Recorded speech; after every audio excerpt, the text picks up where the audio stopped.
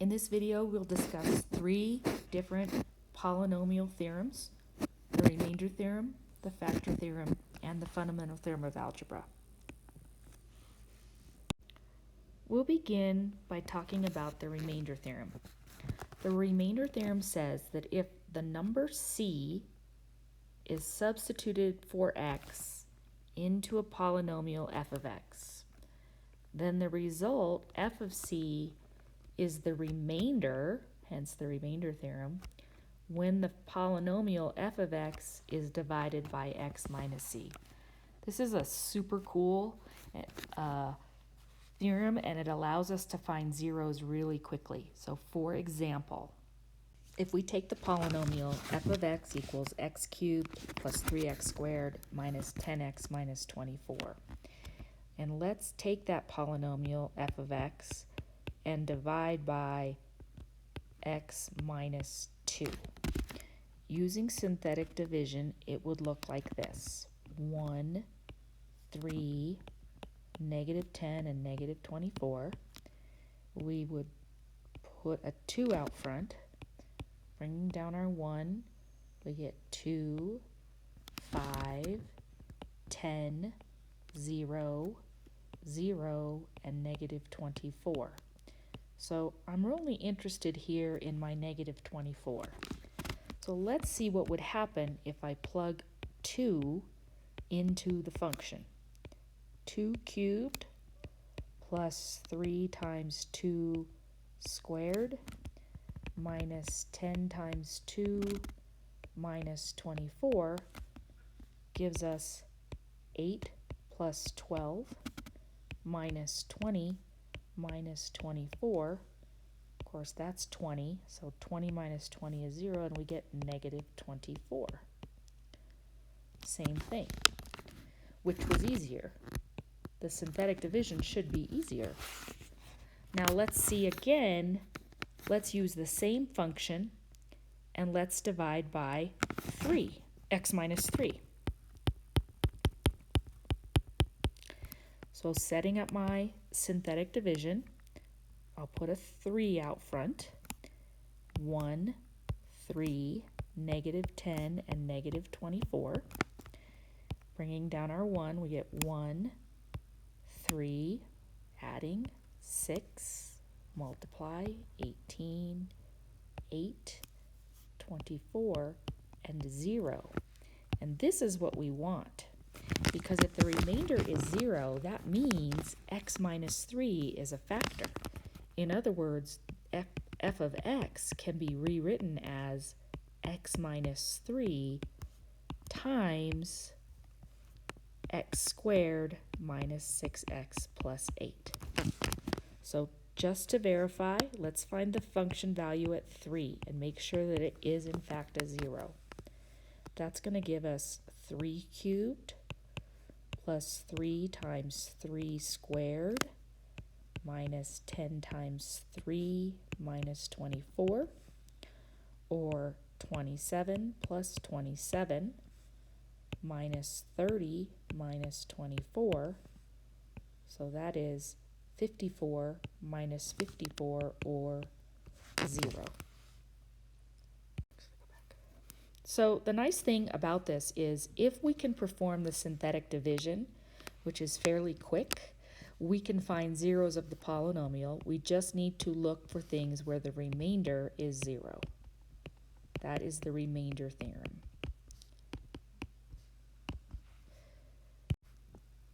The next theorem is called the factor theorem, and it says k is a 0 of a polynomial f of x if and only if x minus k is a factor.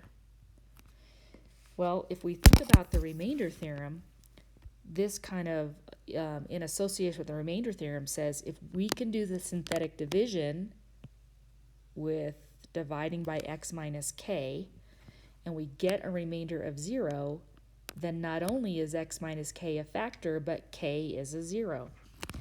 So let's take a look at some examples. We want to know here, is x plus 3 a factor of this polynomial? So I'm going to set up my synthetic division. 1 negative, oops, not negative 3, it's a 0, right? Because we don't have an x cubed term. Negative 3, 7, and negative 4. And we're going to divide by x plus 3, so we're going to put a minus 3 out front. So performing the synthetic division, we get, let's see, 9, 6, minus 18, minus 11, 33, minus 4 is 29. Since this is not a 0, the answer is no, it is not a factor. Is x minus 2 a factor of this polynomial? Well, let's set up that synthetic division. No zeros here. 1, negative 2, negative 3, 6. We're dividing by x minus 2, so we'll put a 2. And we begin our synthetic division. So we will bring our 1 down. 2 times 1 is 2, we get 0. 2 times 0 is 0, we get negative 3. 2 times negative 3 is negative 6, and when we add, we get 0. So a remainder of 0 says x minus 2 is a factor, and also x equals 2 is a 0. Third question. What is the value of f of negative 3 if f of x is this polynomial 5x cubed minus 2x to the plus 6x minus x plus 1? So I notice a couple of things before we get started here. I can combine 6x minus x. And I can write the whole thing in descending order, which is what I need when I use my synthetic division. So we're going to start with minus 2x to the 4th plus 5x cubed plus 5x plus 1. So I have a couple of zeros here. I'm missing, well, just one, an x squared term right here. So let's set up our synthetic division. Minus 2, 5, 0, 5, and 1. If I want to find the function value at negative 3, I'm going to perform the synthetic division with a negative 3. So just to call your attention to that, when I'm dividing by a binomial, such as the x plus 3, I put a minus 3 out front. That's because what we're really saying is x plus 3 equaling 0, we put the 0 up there. But when I want to find a function value, f of negative 3, I put the negative 3 out there. So I'll bring down my negative 2. We'll get 6. 5 and 6 is 11. Negative 33. Negative 33 times negative 3 is 99. 104. 3 times 104, negative 312, plus 1 is negative 311. So the function value, f of negative 3, is negative 311. So to be clear, we have different ways of speaking about our zeros, and I just want to make sure that you understand that these terms are interchangeable. So for example, when we have this polynomial function, f of x equals x minus 3 times x plus 4 times x minus 6. When we look at this factor here, we can say, obviously, that x minus 3 is a factor, which also tells us that x equals 3 is a 0. We also know that the function value of 3 would be 0. 3, or the ordered pair 3, 0, is an x-intercept. 3 is a solution to the equation, And the remainder, when I divide the polynomial by x minus 3, is 0. All 6 of those things are true. For the last theorem is the fundamental theorem of algebra, which sounds super, super important, but you're going to be a little bit disappointed. It is important, but it's not like the factor theorem or the remainder theorem. Basically, it says every polynomial function of degree n, as long as n is greater than or equal to 1, has at least one zero in the complex number system. So what does it mean? A polynomial will have a 0. Now it might be an imaginary 0, but it will have a 0, so we are not wasting our time looking for it.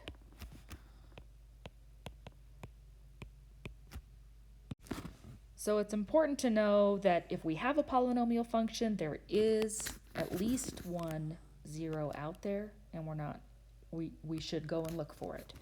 So for this first example, we're going to actually go backwards. We want to find a polynomial with the zeros x equals 3, x equals 7, and x equals minus 1. So when I say that, if I subtract this 3 here, I get x minus 3 equals 0, x minus 7 equals 0, and x plus 1 equals 0. So that means these 3 expressions are our factors. So we're going to say that our f of x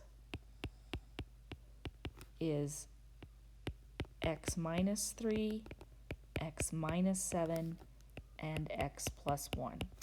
And you can, if you like, multiply that out. You're going to have a cubic, and your lead coefficient should be 1. For our next example, we want to use the factor theorem and the remainder theorem to find the zeros of the polynomial, given that we know x equals 5 is a 0. So what does that mean? That means if I perform the synthetic division on our polynomial, so let me set it up. Since I'm trying to find out if x equals 5 is a 0, I actually put a 5 out front, and I perform my synthetic division. So I'll bring down my 2, we get 10, 2, 10, negative 12, negative 60, and 0. Now, you should have expected that because we were told that x equals 5 is a 0. So the important part here is these remaining coefficients, because at this point, we have factored our polynomial f of x into x minus 5 times 2x squared plus 2x minus 12. And hopefully we can factor this further. So I'm going to factor out a 2 to start. So I'm coming back down here. So I'm going to factor a 2. So for that trinomial, I'm going to be left with x squared plus x minus 6. And that does factor as x plus 3 and x minus 2.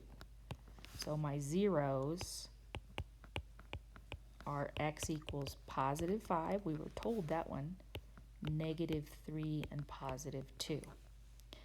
If you should get down to a trinomial that does not factor, then you can use your quadratic formula and your answers will either be irrational or complex with an imaginary unit.